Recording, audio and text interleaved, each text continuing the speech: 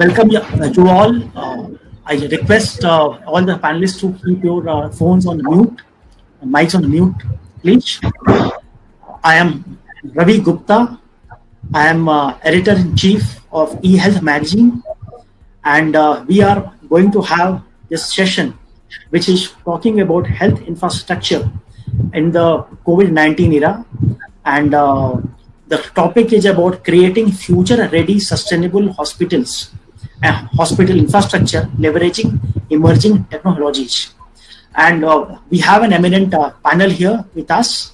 And I am going to request each of the panelists to kindly introduce about themselves briefly and about your organizations. And then we start with the panel discussion.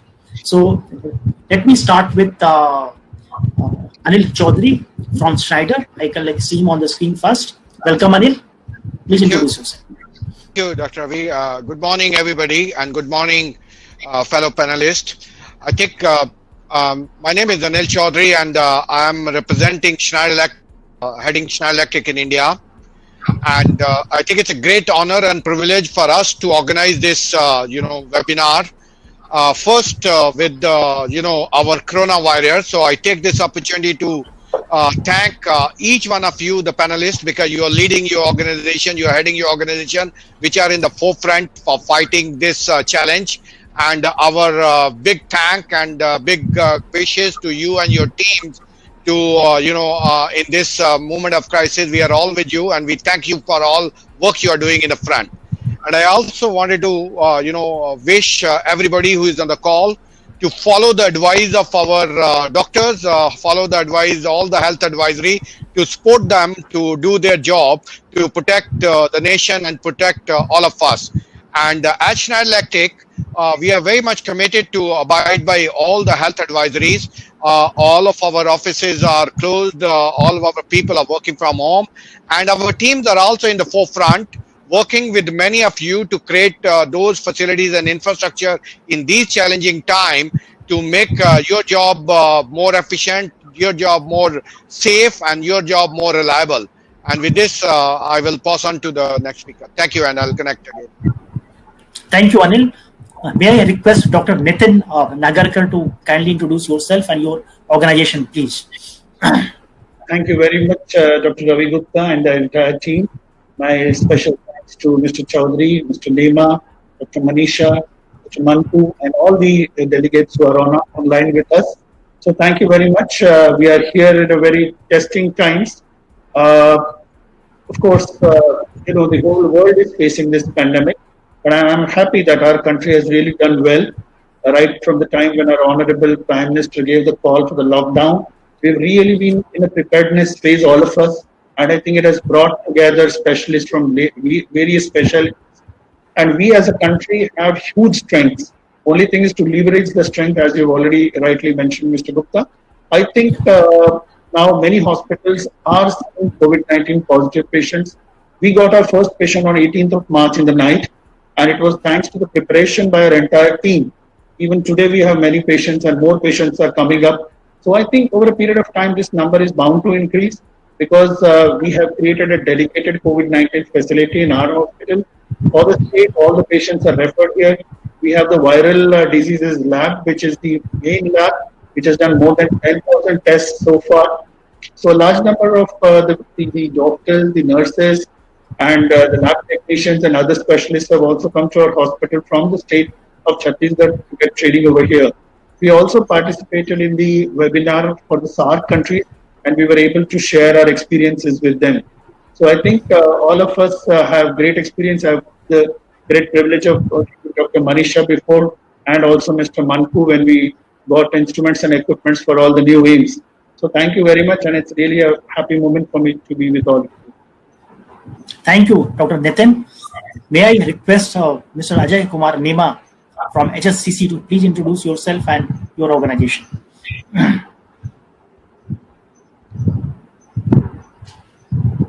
Ajay ji, please switch on your mic, please. Ajay ji, mic. Yeah, good afternoon, everybody. I'm Ajay Kumar Nema. I'm a General Manager IT in HSCC, Noida. And as you know about HSCC, I think HSCC is developing healthcare infrastructure all over India. We have more than 100 sites, and we are developing 5 AIMS. And presently, we are working since concept to completion and handing over the complete hospital to the client. And I'm mostly involved in all these IT developing of IT infrastructure for these upcoming hospitals. And as you know that digitization and paperless and filmless hospitals. Recently, as you know that recently we have started one ENT hospital in Mauritius also. This is a completely paperless hospital. This is our first paperless hospital in overseas, inaugurated by our Prime Minister Narendra Modi last year in October. So we are developing complete infrastructure, including modern OT as well as other specialized services, as well as our planning since beginning for all these services towards the developing healthcare infrastructure largely. So I elaborate more in details how we can develop our hospital to develop as a paperless, or you can say in India less paper and filmless as well as the wireless hospital, and utilizing the latest technology to how we can enhance the patient care services in hospital and improve the efficiency of the administration. So how we can help the senior administration of the hospital to they can take the decisions fast and make the online information to the ministry and other senior designated in India. Great. Thank you, Ajay ji. May I request Dr. Manisha Srivastava from AIMS Bhopal to kindly introduce yourself and your organization, please. Good afternoon, everyone, and my greetings to Dr. Nitin Nagarkar, whom I think my mentor in the field of administration. I basically am a transfusion medicine specialist, but currently working as medical superintendent at AIMS Bhopal from last 2 years. And in the testing times, as Sir said, that vision always comes in front, and when it was the vision of the lab that like Madhya Pradesh, Raipur, Chhattisgarh, and all other medical colleges in India, and having AIMS set up at various places in India. Now we realize that in this pandemic, these institutions have taken a lead. First, for the testing was like by RT-PCR, which is a very, very specialized technique. So all these labs to be there, and we could test test all over the country just because of having these labs.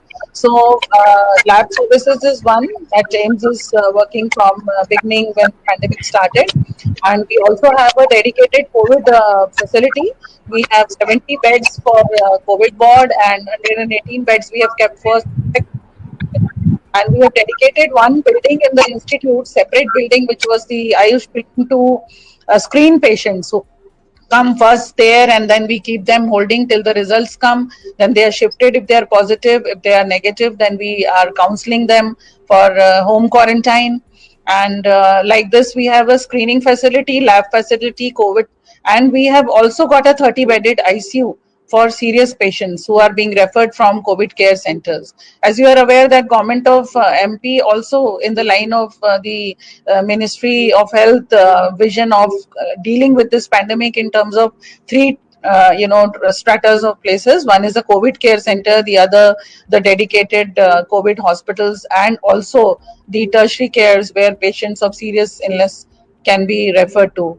So we are have a COVID task force, and we are working day and night, and all the time on WhatsApp or discussions. So we have been having sleepless working schedules, and of course this is also a public health problem which has to be dealt at community level. So we are also cooperating in the community health services through our departments who are already working in the communities, but now coordinated with all other hospitals in the state of Madhya Pradesh, and the AIMS is doing this service. May I request Shri R.S. Manku from HLL Infra Tech to please talk about you and your organization, please.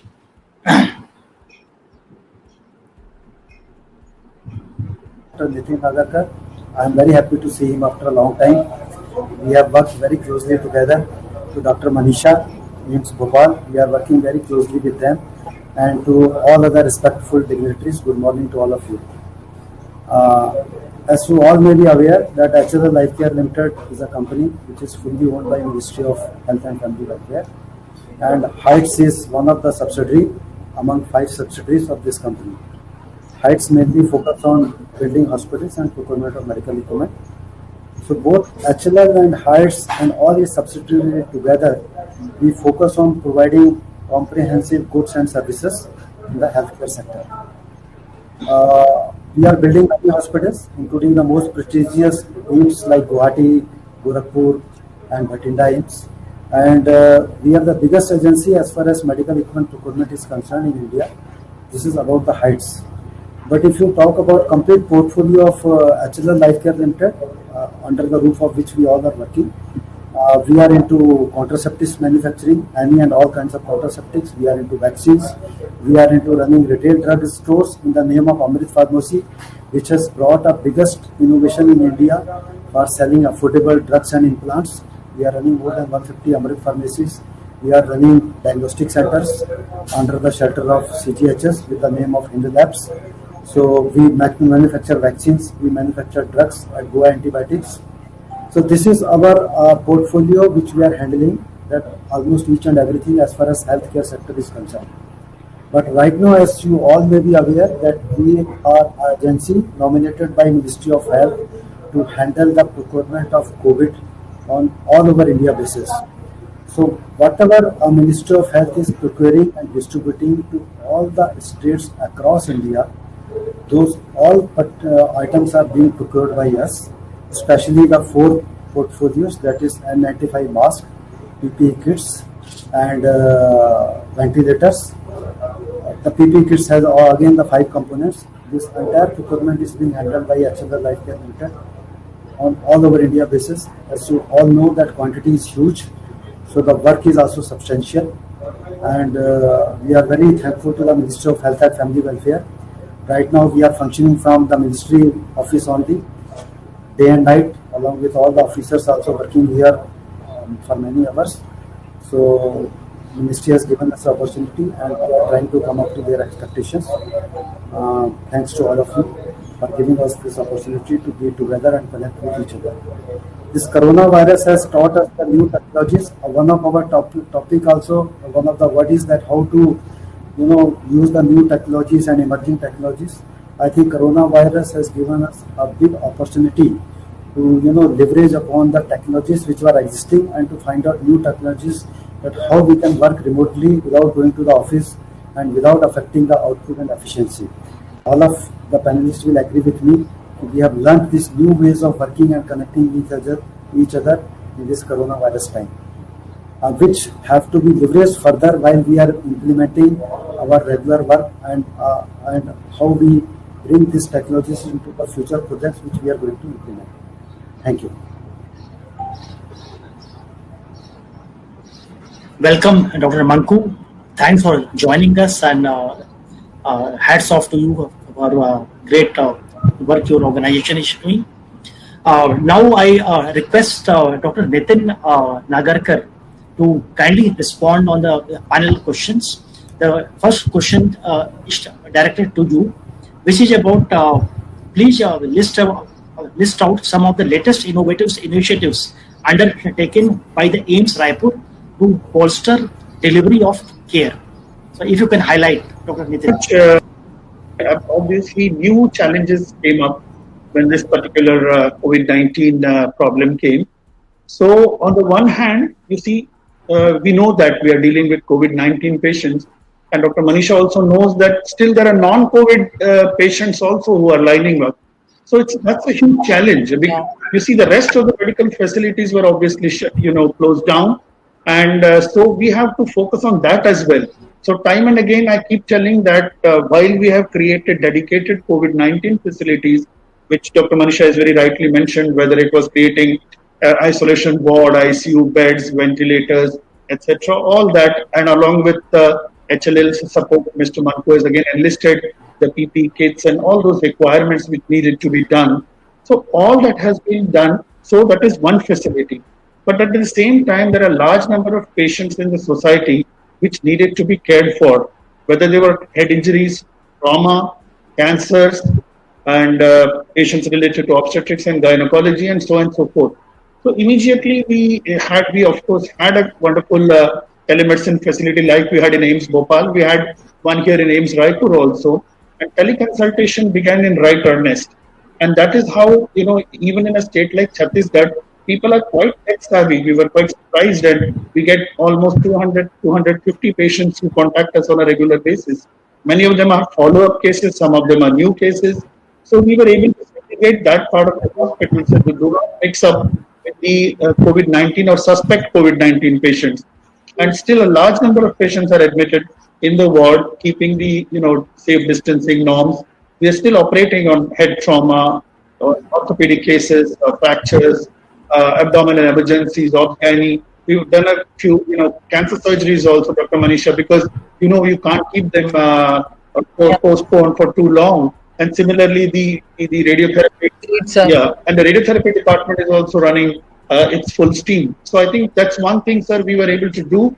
We had some other services also to look after. And I think we also planned that once this lockdown goes, we should be expecting a surge of patients coming over here. But we need to keep the safe distancing norms right in mind right from now, because once, finally one day or the other, this lockdown has to go.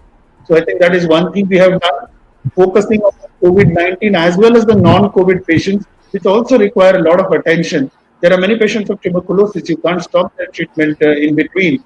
So we continued all those treatments also at the same time. And I think we supported the state government by these training programs. Again, they were online as well as they came on site for training as well. So I think that was one additional thing we've done, because like Dr. Manisha, everybody mentions, the AIIMS were opened up in all these states because this value addition has to be seen, the impact has to be seen. And I think no better time than this particular times that we are facing, when you can really show the worth of these institutes in these places. Thank you. Fantastic. Congratulations, Dr. Nitin, for taking so much efforts in these challenging times. You and your organization deserve a lot of applause for these works. I think. If you don't mind, can I go? Because I have this ICMR, this VRD thing again going on. If I get to, I'll show on your Dr. Nitin, thank you very much for all the work you are doing and your team is doing. This is for all of you. Great appreciation for this work. Thank you. Thank you so much. And if I find them, I'll surely come back and join this panel. We'll appreciate that. Thank you. Thank you. May I request Dr. Manisha Srivastav from AIIMS to kindly respond about how has AIIMS, the premier medical institute, leveraged digital technology to increase operational efficiency as well as the patient care efficiency, patient care experience. So, if you speak in terms of general hospital care, what Dr. Nitin was saying, that we have non-COVID and COVID facility. So, thanks to the infrastructural development that we had already got, kind of online services going on for patients who take appointments from doctors, and we have a telemedicine center in place. Although due to certain legal norms, we cannot generally prescribe and everything, but we can all have follow-up of patients. So AIIMS is connected all over India with the telemedicine services, and we have also got a hotline service for all our patients who are asking questions about COVID-19 service, as well as, so every day we have a data coming up to us. And these testing times of pandemic, taught all of us Indians who are so fond of actually not becoming, kind of savvy to the digital technologies. We say we are old timers. We are not so old timers like me. So, we are not using smartphones the way they should be used. We are just WhatsApping, or, we are just using them for phone calls. But actually, this technology came in place first because we had the lab information system in place. So the first thing what Mr. Ajay was saying, making as many things paperless as possible. So we have all the reports, all informations, everything transmitted through the wall and other through this lab information system now. And a little disintegrity was there, which has become integrated in these difficult COVID times. So that is one. All reports which we want for patients are being sent through this digital technology. And currently we don't have this online system appointment because, we have restricted our OPD services, but emergency is going on. So all patients who come to emergency, their images and their reports and everything is transmitted to doctors. As sir said, Nitin sir, this is the time we have to live with this for a long time perhaps. So social distancing, and we have, infrared thermal scanners that have come in. And in fact, I would like in future, I think we will have to be very cautious and have all these digital technologies for screening patients at the doors with available thermometers, because we cannot have so much of manpower only trying to screen people. So this is one addition, very simple addition, but infrared thermal scanners are everywhere now. We have to scan as per the Government of India guidelines in non-COVID facilities, also our staff as well as all patients. And again, for this every ward and every facility, we have different WhatsApp groups. That is the best facility we have done, that we click pictures of our patients' prescriptions who come and who get admitted, and they are transmitted again. Everybody is still, all night this goes on. So we are reading about all patients' informations in the WhatsApp groups, and we are understanding what is going on. All reports and everything is there. So doctors are consulting amongst themselves, and telling the doctors and nurses inside the wards also what to do and what not to do. So this has actually completely changed our way of working. Most of the things are coming online only, and we have a every day we have a task force. So whenever we have to meet, we have Zoom meetings, and we immediately take the corrective actions or whatever is required. In terms of infrastructural, you have seen that a lot of facilities have had robotic functionings also, like for serving, for attending to patients. So this is something which we are looking forward to add in our system, which we have not got right now. So because there is a lot of issues about infectious disease. What I was thinking was that very simple thing was that the all LIS and all HIS, which was not there in very many hospitals, should be added. And I think computerization is the first step which every hospital should take in place. What is happening is the whole infrastructure is ready, and then we are trying to get into the digital technologies, and which becomes very difficult. And for chronic diseases, we can stratify various diseases. One is that acute emergency if they need.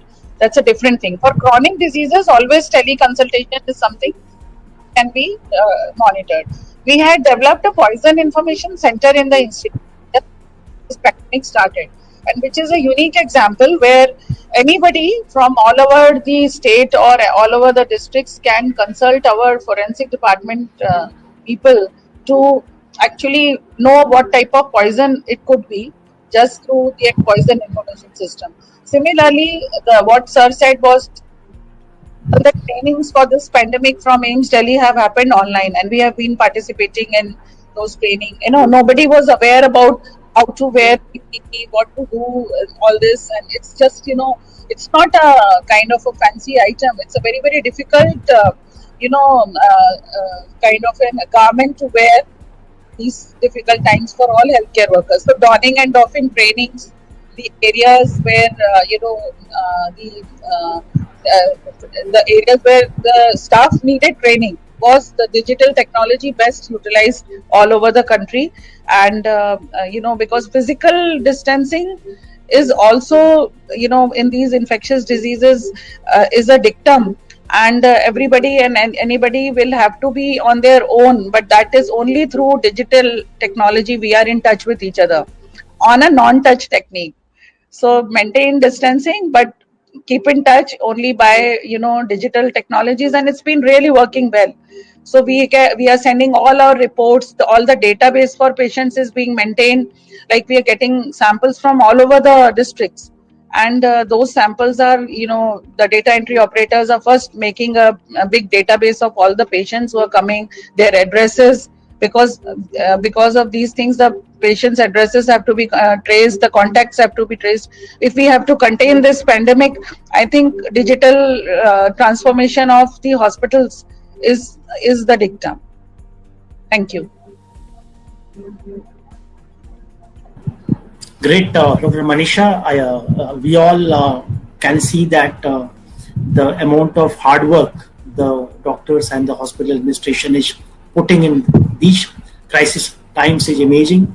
And we all, as a nation, are grateful to all our doctors who are on the forefront and fighting this battle. Thank you, and hats off to you and your team. Yeah. May I request our next panelist, Mr. Anil Chaudhary, who is the MD and Zone President of India for Schneider Electric India. And the question to him is that what should be the hallmarks of future-ready, sustainable healthcare infrastructure, both in terms of regular business as well as for combating emergencies or disasters? Anil, please.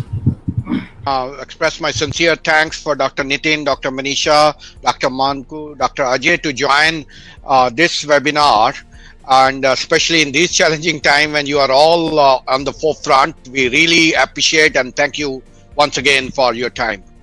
And second, I wish and I hope that all our audience who are joining us on this webinar today around the country are safe and doing well, and really following what all the panelists have said, and really understanding the kind of work which is being done with this. Now, to coming back to your question, Dr. Ravi, and Dr. Manisha and Dr. Nitin already said the context, how the technology is playing the role in this present situation and how it is going to play in future is very, very important. And we are all going through an unprecedented time, and together for sure with the support of all these teams which are in the forefront, we'll come out of it stronger. However, there are a lot of learnings and there are a lot of very specific points which we must consider at this moment as we go on and build our nation to be ready for any future eventuality which comes in, or even for other bound, putting the health infrastructure in the forefront of our infrastructure growth. There are 2-3 things which very clearly stand out when we are talking in this webinar, and what Dr. Nitin, Dr. Manisha already explained. The infrastructure, and one of the core infrastructure in that, which is the power and electricity. This is keeping all of us going around with whatever we are managing as this domain. Coupled with that is a very strong investment on digital, which has already been done by the country, but going forward more in the healthcare, including all that infrastructure to be connected digitally. So far, what we have seen with smartphones, with smart technologies, we are able to do all those things. But imagine that scenario when all our infrastructure, including the electrical distribution, including all the power which is being given, supplied to any room or any operation theater in the hospital, is also connected digitally, and people are able to maintain these, diagnose these, or analyze anything, operations of those also, digitally, is something which is very, very important. And to that impact, network of telecom. Dr. Ajay already mentioned that how you're working on paperless and how you are making on facilities more and more stronger and everything. And this is where, company like Schneider Electric, we come and work with you, and we come and work with to help you, translate all what your needs are into a reliable, secure, and all-time available all these infrastructure. And very clearly, I think this cannot be ignored, because the world has seen that these 3-4 technologies are really making the world go in these kind when we are all in a very challenging situation. And this also means that we need to plan for the potential extreme impacts of situations like these, which can be critical to business very survival. I think there has been debate, there have been discussion whether how much of the GDP should be spent on healthcare or education or various technologies. I think this particular incident, this particular situation in the world has shown us that sometimes the cost of spending these infrastructure could be very, very small compared to the overall cost which nations and the economy has to take on. And we know now that how probably a small other infrastructure would have helped economies to be doing better than what we are doing. I was reading some US statistics, and for many of the medium, small, micro enterprises, it paints a very grim picture, revealing a large percentage gap of these institutes or these organizations which will never reopen after a disaster like this. And for those that do open, almost 1/4 fail within 1 year. And all small companies have no process in place to bounce back after an emergency situation like this. And in our ecosystem of the way we do our businesses, in all these institutes, there's a large part of MSMEs which are there. Now, moving to the healthcare specific challenges that we have experienced in the last few months, which have pushed us to scale up the healthcare facilities in totality, in terms of the number of beds, in terms of the equipment, in terms of the facilities, and in terms of the overall infrastructure. We were reading, how we are very closely connected with our colleagues in China, US, France, Italy, Spain. They have been also working with us, the healthcare organization in those countries. It also means that the infrastructure across the country has to have a certain level of, preparedness. What is done in France, because hospitals, facilities probably in the remote areas are also almost equal to the same what are available in the Paris area. So when the number of beds in Paris area was small, they were able to shift the patient. And this is exactly what we have to think across the country, that in addition to creating facilities in large urban areas, how we create the minimum level of facilities, variable as well as fixed, in these remote areas, so that in a situation like this, we can all react together and get all the infrastructure available at a certain time.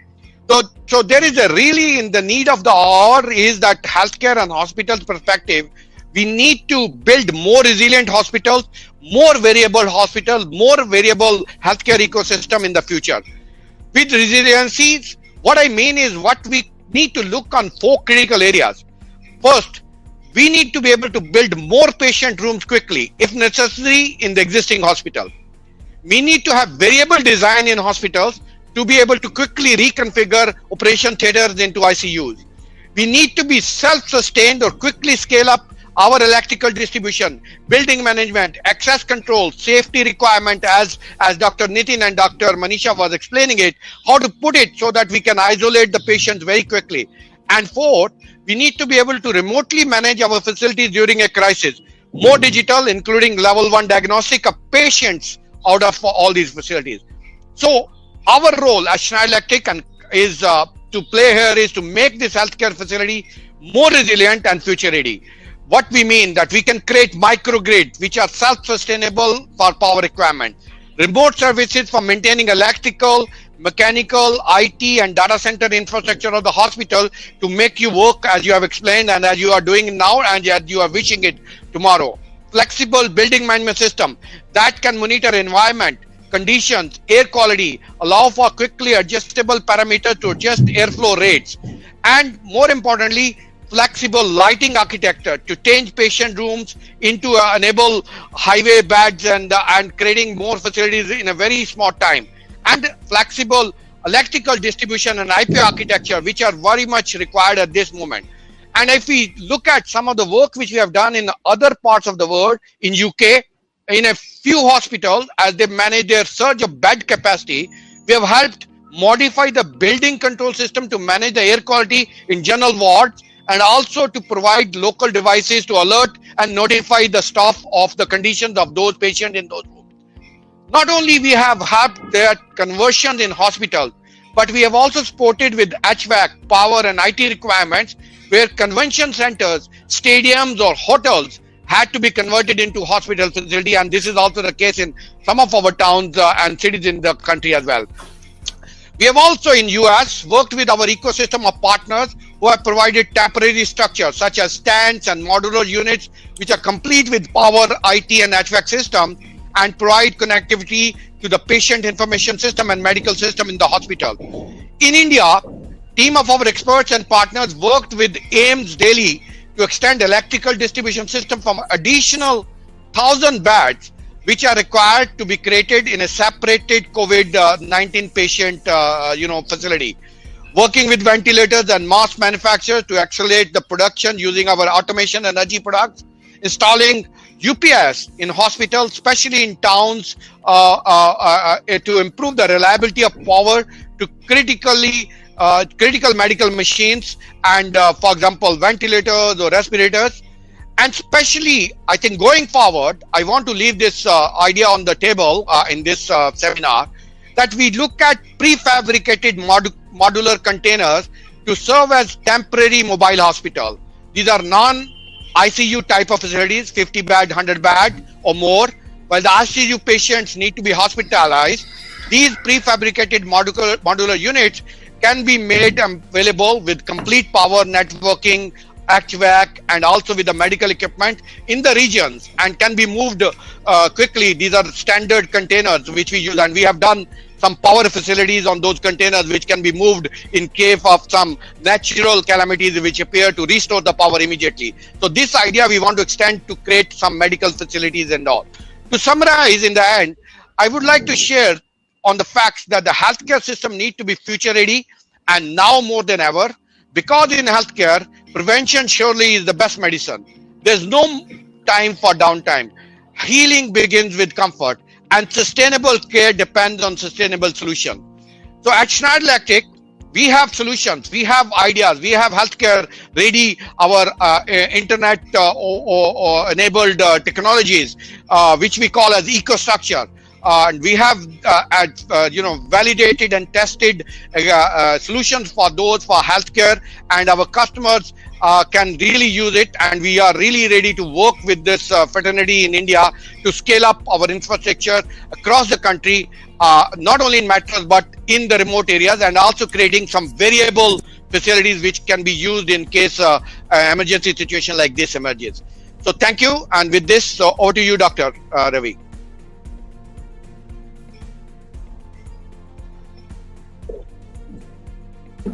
For highlighting the role of sustainable and reliable healthcare ecosystems, and which are especially needed in the disaster situations and also in the regular situations.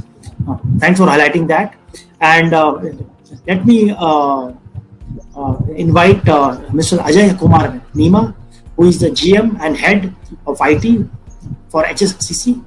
The question to you is that how is HSCC leveraging digital technology to create sustainable infrastructure in hospitals?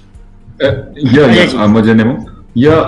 you already given the topic, that's future ready hospitals. So I have worked out about this ICT enabled facilities and services. So in future, artificial AI, artificial intelligence, machine learnings and robotics in hospitals will be used in all these modern hospitals, and how we can use the robots in administration and pharmacy, how we can use the robots and take care of machines, safety and security and help desk, and other areas of hospital, and how they can assist to the doctors for the surgeries and different areas. This is a very future enabled hospitals I'm talking about that. So it will take time to all this. and how we can use the RFID and IoT enabled asset tracking for the doctors and for the other staff of the hospitals. And other things we are encouraged in the present COVID cases also, that utilization of teleconsultation and teleradiology. Teleradiology, where the radiologists are not available, and we want to utilize the other radiologists to provide the services in particular areas like Northeast and other areas. And other things we are going to start that use the telemedicine cards. That is encouraged to we can move anywhere in the hospitals, like ICU, like that's wards, and where we can communicate between doctors and patient to doctors, patient to their relatives, to avoid their relatives to coming in the hospital. So utilize the new concept, that is e-visiting. So hospital can fix the e-visiting hours for the patients, and that time particularly patient can talk to their relatives and their friends or whatever, talk to the doctor also if doctors are not available in the hospital. So that these concepts we can utilize in the coming days. I think we should use. And other main concept and present scenario is patient at home. So home monitoring application at patient's home, communicating with IoT enabled healthcare services. So that is also very new concept. So how we can communicate with our HMIS through patients, and how we can get the different vitals when the patient at home. So that is also new concepts are coming, and we can also provide the services remotely, not need to come at the hospital by the patients in normal cases. And EHR is also very important. It's all started in different hospitals, and interconnectivity of hospitals is also very major work to be done in India also. And that's why we can make as a seamless data availability. That is a very important thing. So we can utilize whether mobile phone or tablet or home computer, laptop, or anywhere in the any location you can communicate with a patient to doctor, doctor to patient, and other concerned person. And also we have to improve our appointment and advanced queue management systems. So that is a very important thing. I think so many hospitals started this facility, but not in full flash. That's we want to start in different coming AIIMS and all these coming hospitals. Since this is a very patient care related services, but people do not understand well how we can utilize these services. And other is a face recognition based registration. So that is a very good technology. Where this technology we have implemented in Safdarjung Hospital in emergency block. That is one of the biggest trauma center in India. So where we have implemented and installed these two very latest and modernized cameras, where you can, and also one very good printer. So immediately you can take the printout of this patients if he doesn't have any relatives or subordinates for emergency cases. And you start the registration process in your HMIS and your hospital systems. And other one is Aadhaar Smart Card enabled registration. So that is a QR code based recognition. You can fetch all the information about the patients without entering into the system. That is also to be used, and somewhere it is also utilizing. And other one is emergency services and care during transaction of the patients, like an ambulance. So how we can improve these services during transaction of the patients when emergency cases coming from different areas to the hospital. So during transactions we can improve the care services. Other is you can say health and disease surveillance. So track the visitors for the disease at entry point. That is also different entry points of the visitors. Alert to prevent flow of communicable diseases during entry and exit. and separate database for the tourist. That is a very important thing in the present scenario. So I think government will definitely think over that and make the common database for all these tourists and outside people.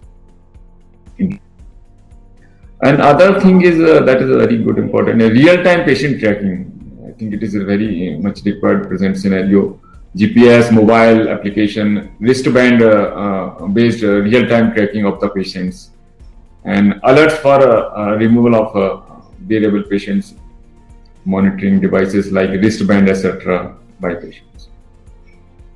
Other thing we are already implemented in somewhere the OPD consultation management and pharmacy, using the drug database for different alerts for the drug-to-drug allergy, drug-to-drug alerts, drug-to-disease alerts, drug-to-diet alerts, drug-to-pregnancy alerts. So this type of I just going the key salient features of this HMIs are some other areas where we can utilize. And we also we can use the automatic dispensing of machines for dispensing the medicines. It is also very upcoming field for the automation of the hospital. Other one is use the checklist and multi-level approvals prior to surgery. That is also very important features, and we have developed some hospitals for the surgeons, so reduce the checklist prior to the anesthesia discharge and surgeries, assuring the readiness of the patients for operations. That is also very important thing. So avoid mistakes and all these, take care. Other one is the vital monitoring in IPD. That is a very important thing.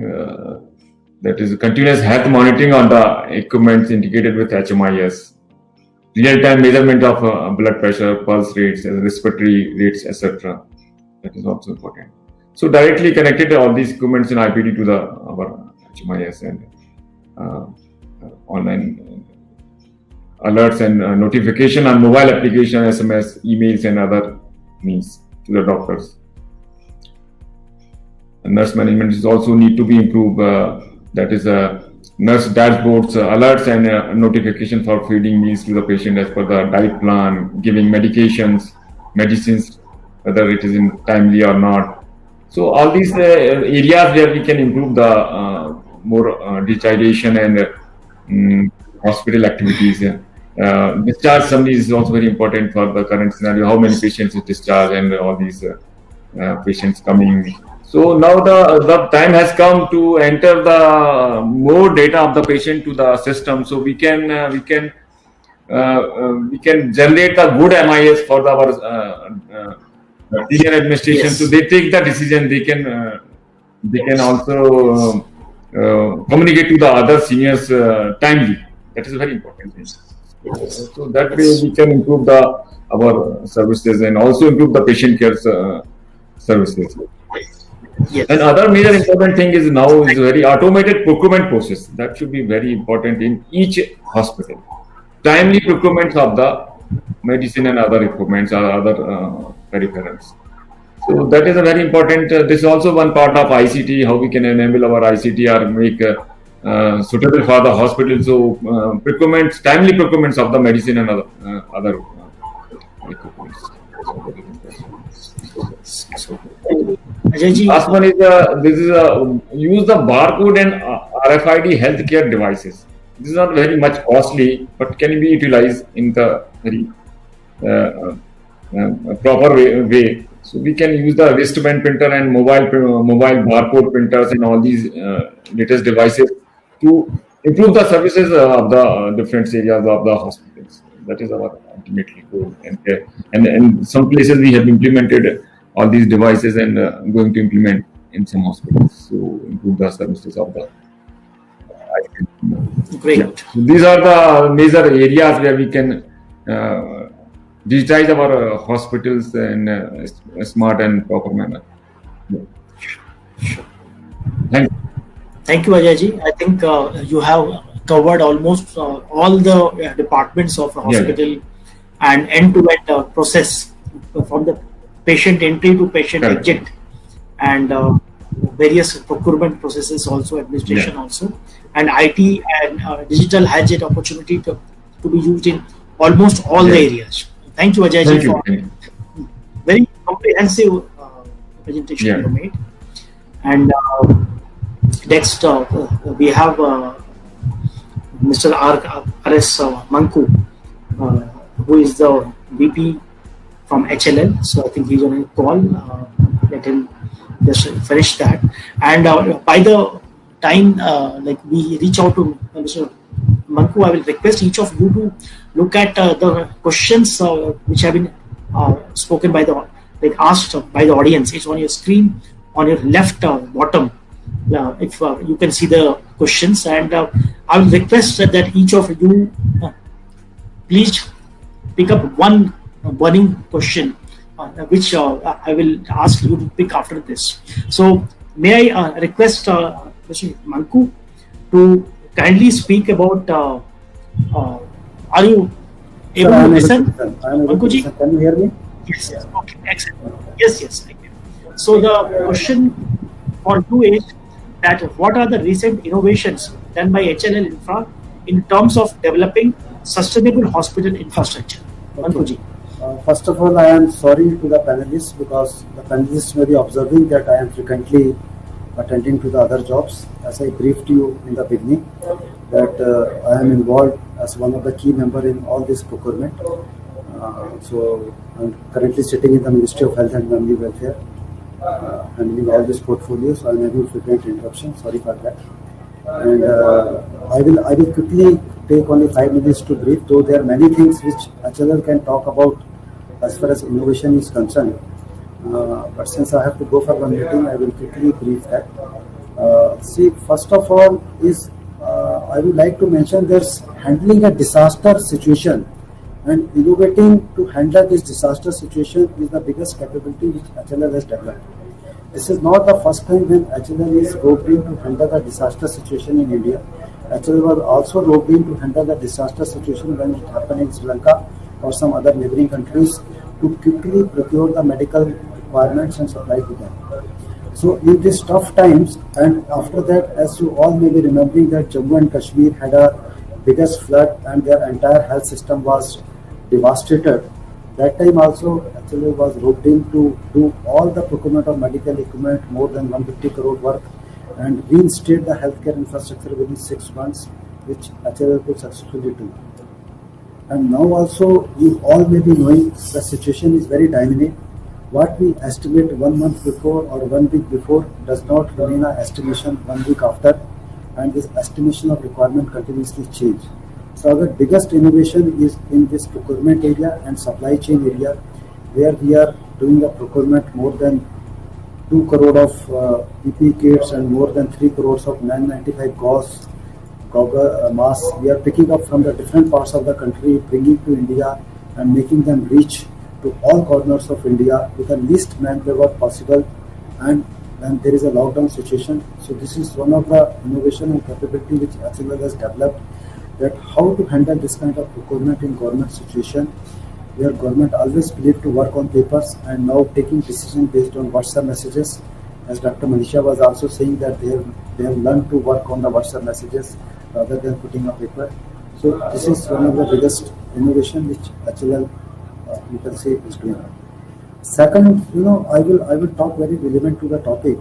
Our topic is developing a healthcare infra which is sustainable by using emerging technologies.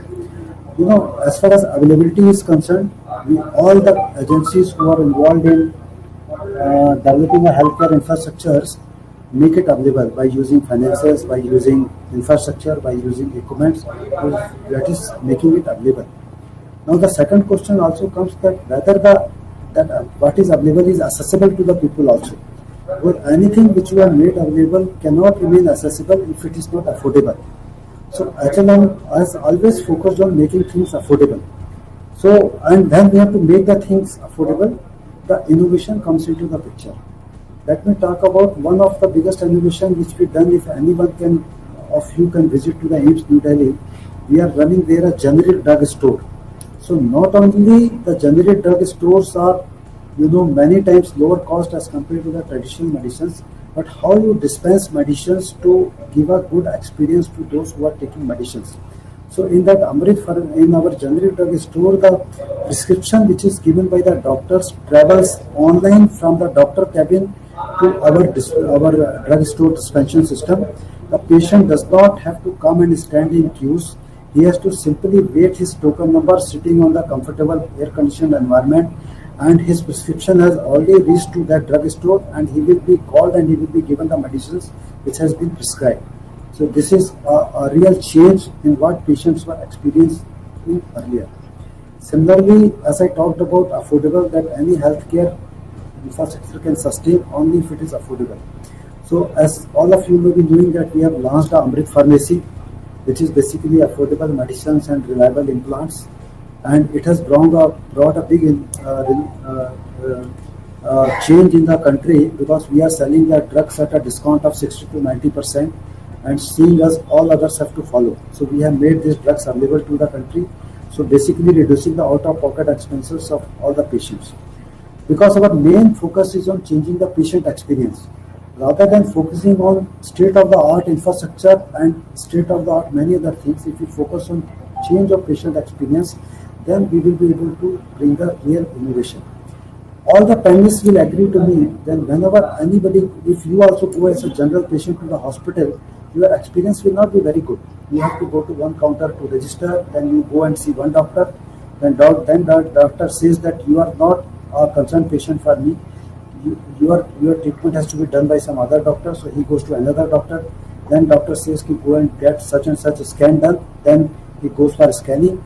Then they say, no, first go and pay the fees. Then he goes and pays the fees. Then again he comes back, then he does a scanning.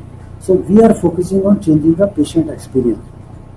Now we are trying to design a hospital in Bhatinda where we make, as soon as a patient enters in the hospital, after the registration of a patient, there will be a cubicles of all the 3-4 specialties of the doctors who will be sitting there, and the patient will go to the one doctor, and there itself it will be decided that which specialty has to treat that patient.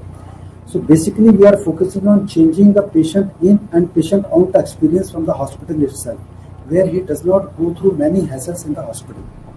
So this is one part which we are implementing in Bhatinda.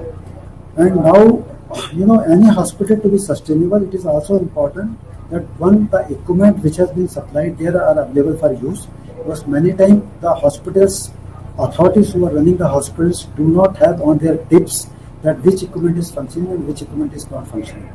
And second most important factor in order to hospital to be sustainable is that hospital is managed well, its infrastructure is maintained, and housekeeping and cleaning is done.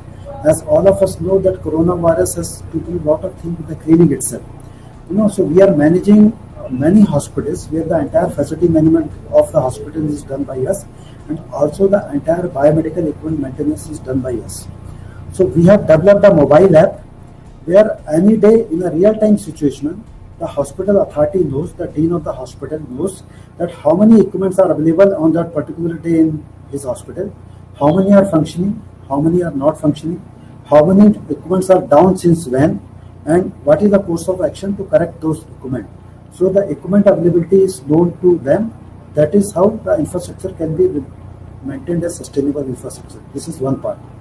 Second part is every day in the hospital, we are putting 700 to 1,000 people in a hospital to clean the hospital, to provide the security services, and also the ward boys, etc., to do the patient management. Now it is very important for the hospital people to know that how many people have come to the hospital, who is deployed there, and whether the sufficient ward boys are available to handle the patient that particular day or not. For this also we have developed a mobile app where every day in the morning the concerned doctors and HODs knows that how many people were supposed to come to the hospital today, how many ward boys were supposed to come, how many have come, in this section they are deployed, so how they will be utilized for the hospital management for the functioning purpose. So this is the few things I have mentioned. There are many more things to mention, but since I have to urgently go for some meeting, so I will excuse you to please excuse me for some time, and I will join again as soon as I am free from the meeting.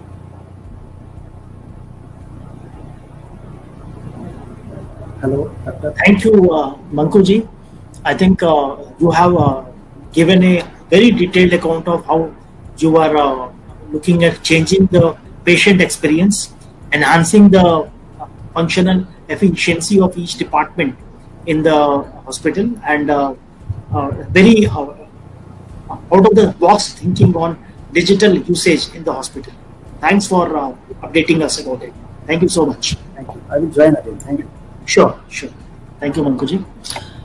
We are all ready at 1 p.m. and so I will request each of the panelists to talk about one burning issue each, and I will request Dr. Manisha to start with and talk about how you think the digital experience and the technological experience, like innovations, can enhance the hospital efficiency and patient experience. Dr. Manisha. Yeah, I was looking at certain questions also Yes, where yes. people are asking that in the villages and all, people are not aware, they're not having WhatsApp and they are not. The similar questions came when we had actually started our online services. But I think that has become very easy for patients to take appointments. And again, when I look at the whole system, I will just summarize in my thought that the designs of the hospitals, when we talk of so many people are there, when we talk of ecosystems and all, so the designs of the future hospitals have to be changed completely. There has to be a lot of space, and we can make smaller hotels in India or any other part of the world, but we need to have spacious hospitals. And then second is that separate buildings for infectious diseases, which we were trying to open here even before the pandemic.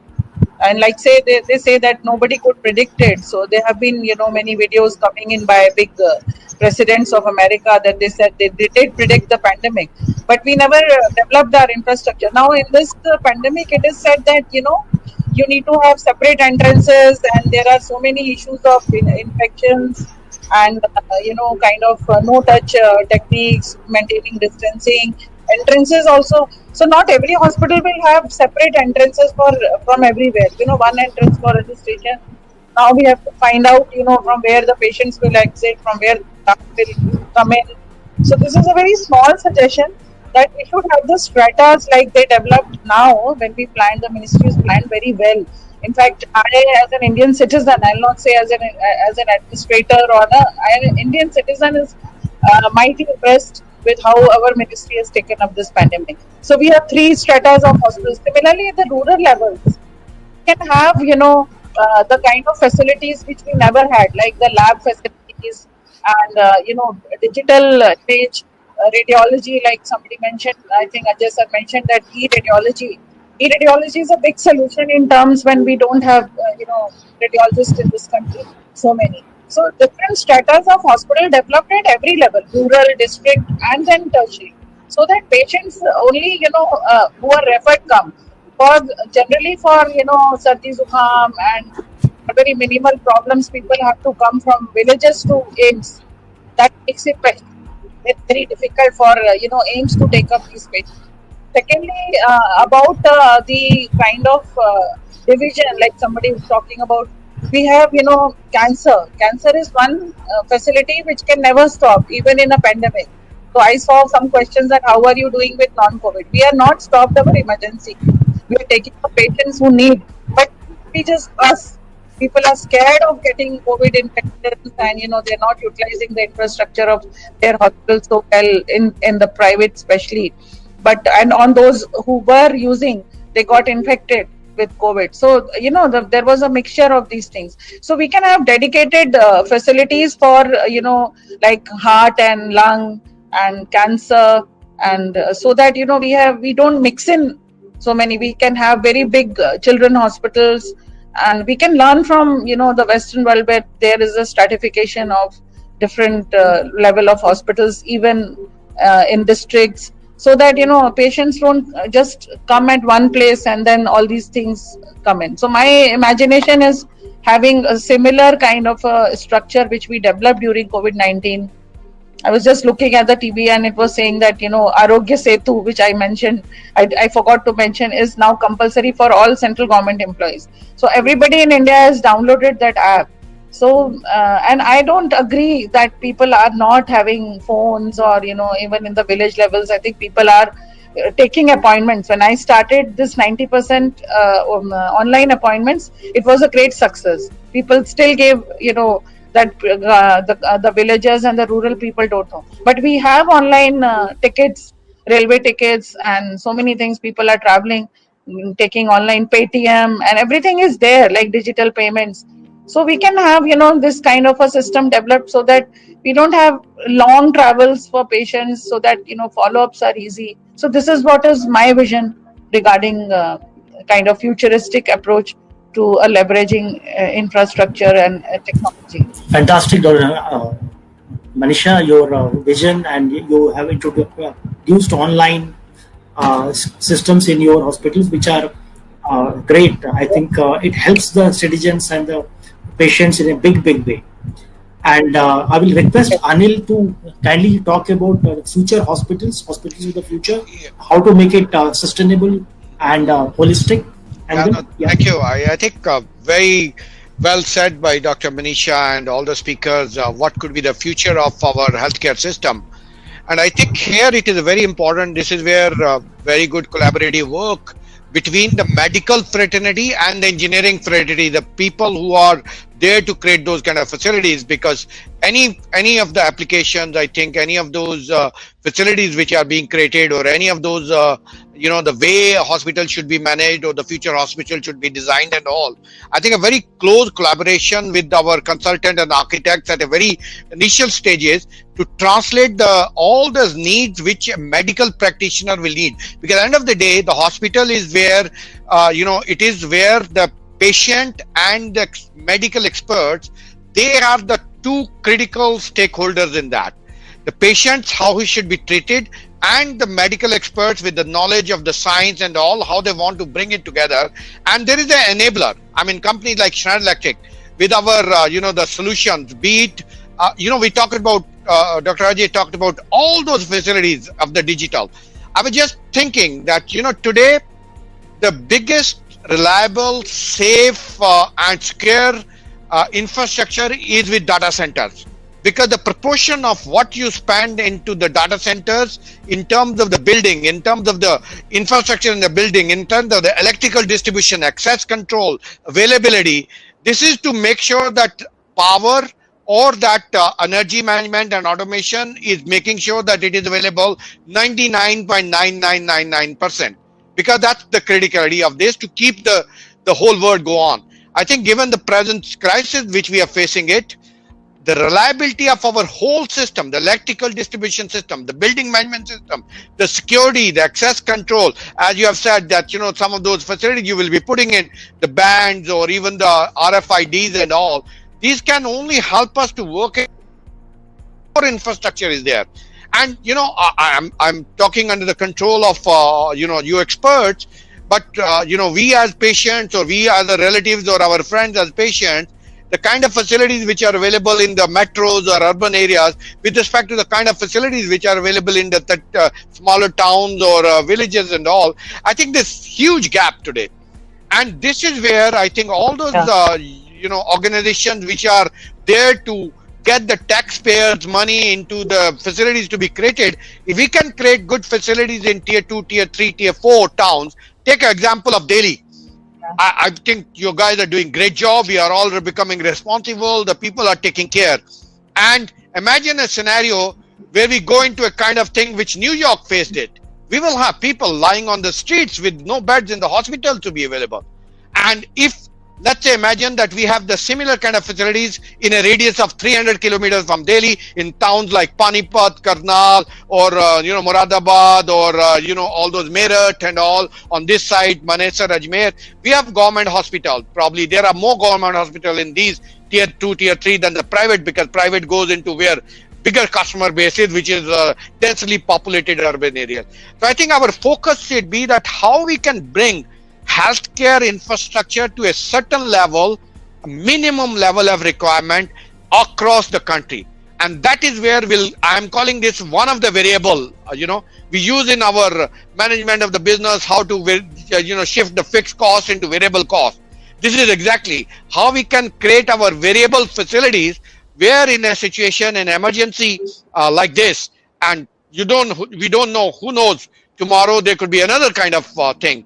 How we can manage and how we can protect our citizen, how we can cure our patient, and how the pressure is not only on one part of the facility, pressure is distributed across. And that will be the where we can work with you. We can work and create those kind of, I'm ready to pilot with the healthcare ministry to some of those areas and all. And this is where we are there to support you, and we are there to translate what you want as a medical practitioner, patient, to bring this thing together to make sure the whole ecosystem works. And that's where we can bring technology and expertise together to create this kind of infrastructure in the future. That's what I want to add here. Anil, great point about having good health infrastructure in our tier 2, tier 3 cities also is very much required. As you mentioned, what has happened in US or Spain or Italy or Wuhan, like if something like this ever happened, India has to be highly prepared. And a great point about it. And maintaining robust and sustainable hospitals is very, very important. And I want to take this opportunity to thank all the panelists for an amazing session, great ideas, great knowledge. And again, hats off to all our healthcare professionals, healthcare leaders who are right now combating this COVID-19 situation. Hats off to you, Ajay Kumarji, for your, and hats off to Dr. Manisha ji, and hats off to Anil for working in the private sector and supporting the hospital infrastructure creation in this country. So with this, I want to thank all the audience who have been here and given a lot of questions. We haven't been able to address all of them, but we are sure that in our future similar interactions, we will discuss more about various other points. With this, Ravi Gupta, I am Ravi Gupta from AILETS, thanking you all, thanking all the audience. Dr. Ravi, I just want to say to all the audience that let's all stand up and clap for all our warriors and all the doctors which are doing a great job. And God bless them and God bless our nation. Thank you very much for all your support. Thank you.